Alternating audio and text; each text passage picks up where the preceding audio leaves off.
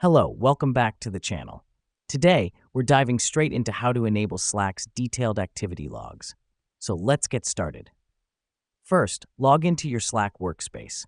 It's important to note that only workspace owners or admins can enable this feature, so make sure you have the necessary privileges. This is to ensure that sensitive data is only handled by authorized personnel. Now that you're logged in, click on your workspace name located at the top left corner of the screen. From the drop-down menu, select Settings and Administration, and then Workspace Settings. The reason we do this is to access the administrative controls for your workspace. Next up, scroll down to the Access Logs section. Click on Expand beside it. This helps us because Slack's detailed activity logs are located here. You'll see a toggle switch that says Enable Detailed Logging. Click on this switch to enable it. Detailed activity logs provide a comprehensive record of all user actions within your workspace, which is crucial for auditing and security purposes.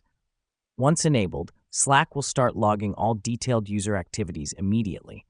You can download these logs anytime you need them for review or auditing purposes. And that's it! You've successfully enabled detailed activity logs in Slack.